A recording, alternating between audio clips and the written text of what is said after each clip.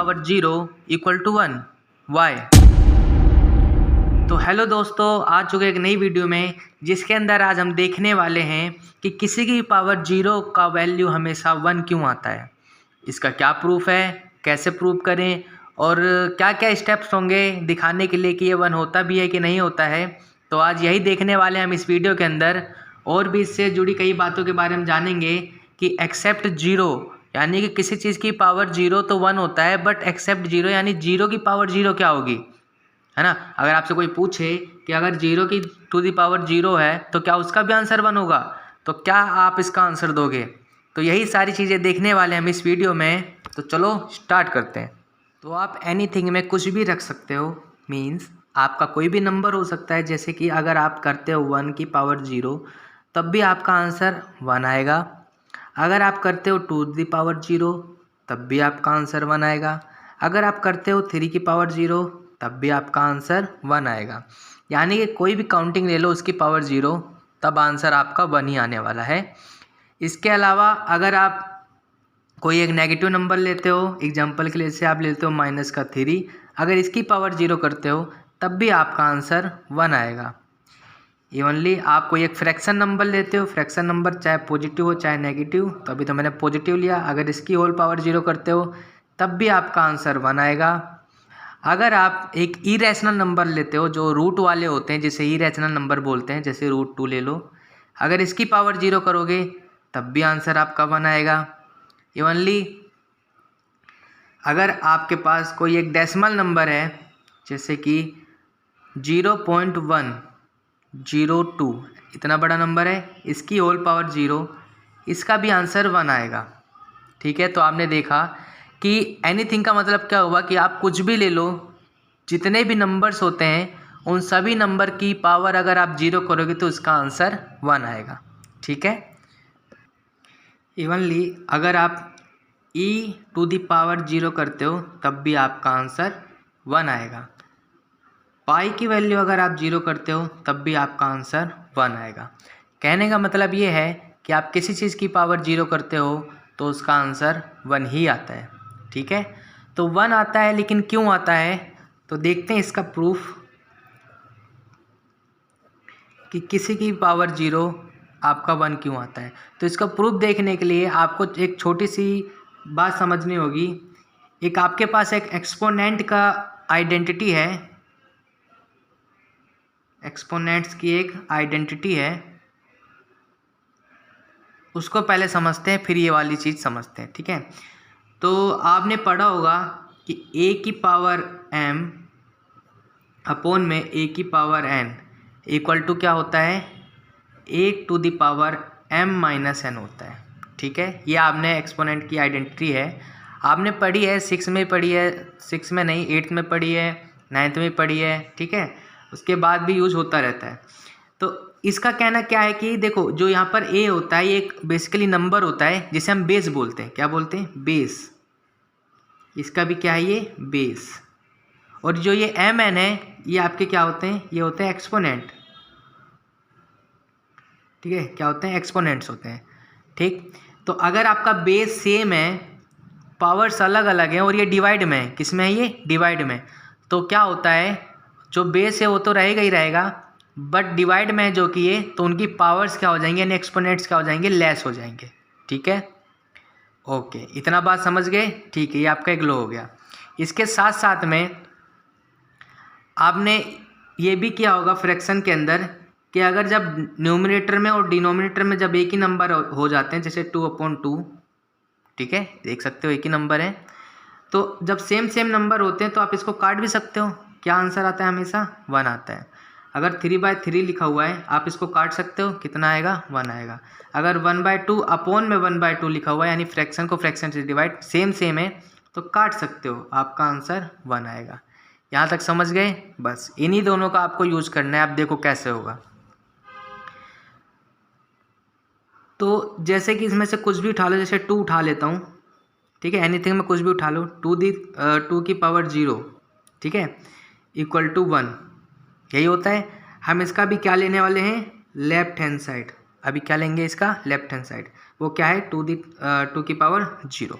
ठीक है, अब देखो क्या कर सकते हैं हम, इसको देखते हैं, प्रूफ देखते हैं। ठीक, तो जीरो आप क्या कर सकते हो, देखो क्या 2 की पावर आप जीरो लाना, इसकी पावर जीरो है, क्या आप यहाँ पर m माइनस एम कर सकते हो, कर सकते हो कि नहीं कर सकते हो। मैंने m क्यों लिया, बिकॉज m की जगह आप कुछ भी डाल सकते हो। इसको अभी देखो, आप यहाँ पर 2 माइनस 2 भी कर सकते थे, क्या आ जाता, जीरो। 5 माइनस 5 भी कर सकते थे, क्या आ जाता, जीरो। 8 माइनस 8 भी कर सकते थे, क्या आ जाता, जीरो। यानी कि जीरो कब आता है, जब सेम चीज़ को सेम चीज़ में से लेस किया जाता है, तभी आपके पास जीरो आता है। ठीक है, तो मैंने बेस वही लिखा और m माइनस एम कर दिया। देख सकते हो माइनस करने पर आपका क्या आएगा, जीरो ही आने वाला है, तो कोई दिक्कत नहीं हुई इस चीज़ में, हमने सिर्फ इसका फॉर्म बदल दिया। ठीक है, चलो अब आगे देखते हैं। तो आपने अभी देखा ये जो कि m माइनस एम एक एक्सपोनेंट है, और देखो यहाँ पर क्या लिखा हुआ है, m माइनस एन। तो यहाँ पर अलग अलग थे इसलिए m माइनस एन लिखा हुआ है, बट हमारे पास अभी क्या है, m और n क्या है, दोनों ही इक्वल हो जाएंगे। तो देखो ऐसे दिखाई नहीं देगा, जब यहाँ पर m इक्वल टू n हो जाएगा, तो यहाँ पर भी n की जगह आप m लिख सकते हो, तो m माइनस एम दिखेगा कि नहीं दिखेगा। तो आपको क्या करना है, बैक स्टेप आना है। ठीक है, यानी कि अगर कोई पावर माइनस में है तो आप उसको डिवाइड में लिख सकते हो, जो उसका बेस है उसके साथ में। क्लियर सी बात। तो बस आप यहाँ पर लिखोगे 2 की पावर m अपॉन में 2 की पावर m। आप ऐसा लिख सकते हो कि नहीं लिख सकते हो, बेशक लिख सकते हो।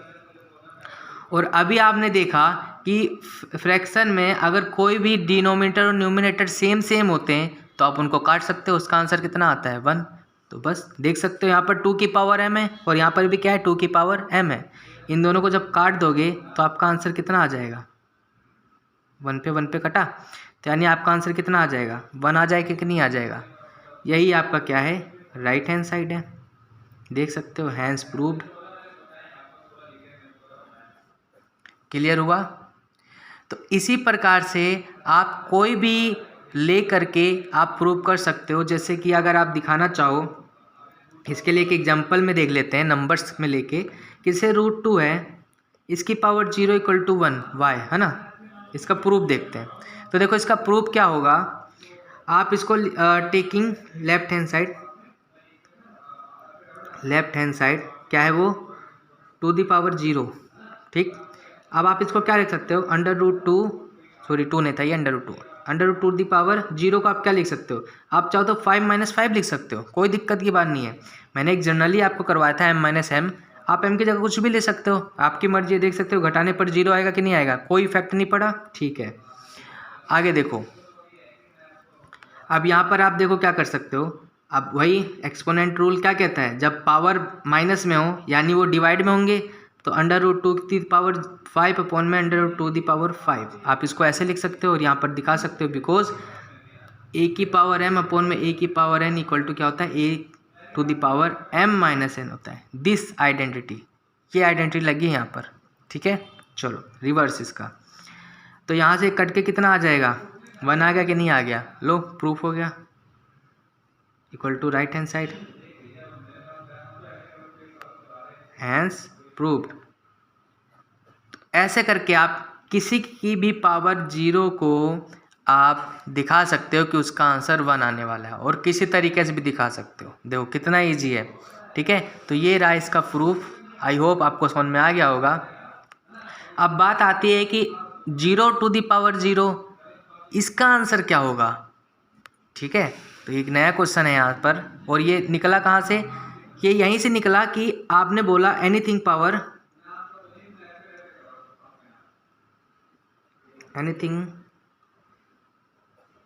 0 इक्वल टू 1, हमने ये बोला है।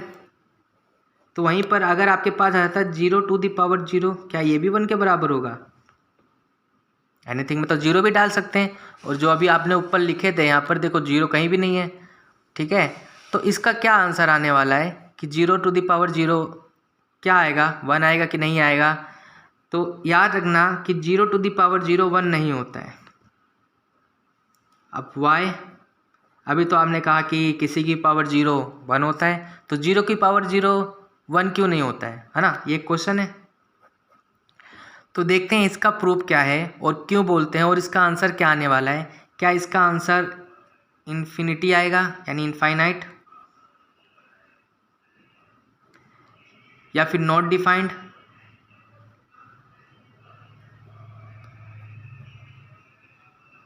ठीक है, या फिर 1 तो आएगा नहीं देखो, ठीक है, या तो ये आएगा या तो ये आएगा, इनमें से क्या आएगा? क्या 0⁻0 इनफाइनाइट होता है, या फिर 0⁻0 अनडिफाइंड होता है, या नॉट डिफाइंड होता है, क्या होता है? तो देखते हैं इसको, ठीक है। तो देखो इसको भी अगर हम उसी की तरह प्रूव करें तो देखो आप क्या लिख सकते हो, इसको यहाँ प्रूफ देखते हैं ना।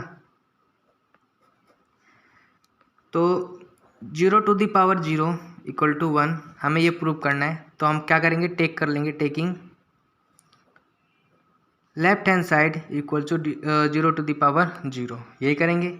अब आप यहाँ पर क्या कर सकते हो, 0 की पावर 0 लाना है तो आप इसको m-m या फिर n-n कुछ भी लिख सकते हो, आपकी मर्जी है, ठीक है।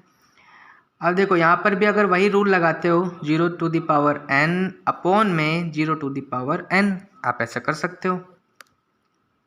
फॉर्मूला क्या है, a⁻m अपॉन में a⁻n = a⁻m-n, ये आपका रूल है, फॉर्मूला है, ठीक है। आप क्या करोगे, सेम नंबर है, ऊपर नीचे काट सकते हो, क्या आ जाएगा 1 but not 1, Y?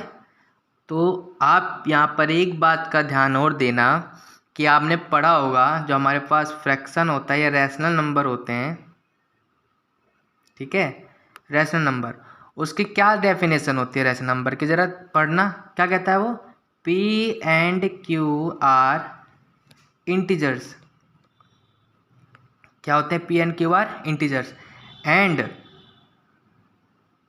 Q is not equal to 0। जो आपका P/Q ऐसा फॉर्म लिखते हो तो उसमें जो Q होता है नीचे, ये कभी भी 0 नहीं होना चाहिए, यानी कि आपके फ्रैक्शन में ऊपर तो कुछ भी आ सकता है बट 0 नीचे नहीं होना चाहिए, 0 नीचे नहीं होना चाहिए। तो यहाँ पर ज़रा देखना क्या हो चुका है, डिनोमिनेटर में आपका 0 नहीं आ गया है, तो यहाँ से क्या हो गया, ये तो सीधा अनडिफाइंड हो गया,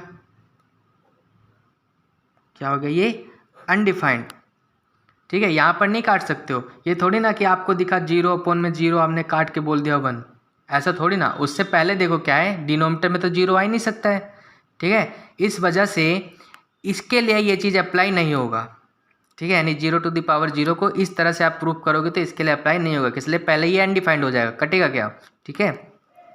तो इस वजह से आप बोल सकते हो 0⁻0 है ना, उसका आंसर क्या होता है, अनडिफाइंड होता है, याद रखना, इसको लिख लो चाहो तो, ठीक है। क्या लिखोगे, ये लाइन लिख सकते हो कि एनीथिंग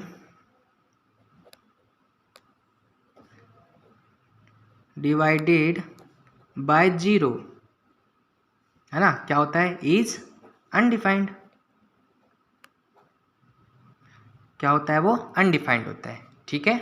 चलो, तो आई होप आपको समझ में आ गया होगा कि इसका 0⁻0 का क्या आंसर आने वाला है, अनडिफाइंड आंसर आएगा, याद रखना, लिख लो, ठीक है, ये लिख लो, अच्छे से याद कर लेना इसको, अनडिफाइंड, ठीक है। इन्फिनिटी करके भी ना मत आना, कहीं कहीं क्या होगा, आपको इन्फिनिटी भी दिया होगा, तो इन्फिनिटी का मतलब क्या होता है कि जिसकी वैल्यू प्राप्त ना किया जा सके, होगी लेकिन प्राप्त ना किया जा सके, और इसकी तो वैल्यू ही नहीं है, ये तो मैथमेटिक्स में डिफाइंड ही नहीं है, ये जो आपका इन्फिनिटी है इसका मतलब इसका कुछ ना कुछ वैल्यू होता है, ठीक है, लेकिन इतना ज़्यादा है कि हम उसको फाइंड नहीं कर सकते हैं, इतना छोटा हो जाएगा फिर इतना बड़ा हो जाएगा, ठीक है, इस बात का ध्यान रखना। तो आई होप आपको ये नॉलेज अच्छी लगी होगी, अगर आपको अच्छी लगी है तो इसको अपने फ्रेंड्स में ज़रूर शेयर करिएगा ताकि उनको भी ये चीज़ को पता चल सके, ठीक है। तो मिलते हैं नेक्स्ट वीडियो में, आज के लिए इतना ही, थैंक यू फॉर वॉचिंग।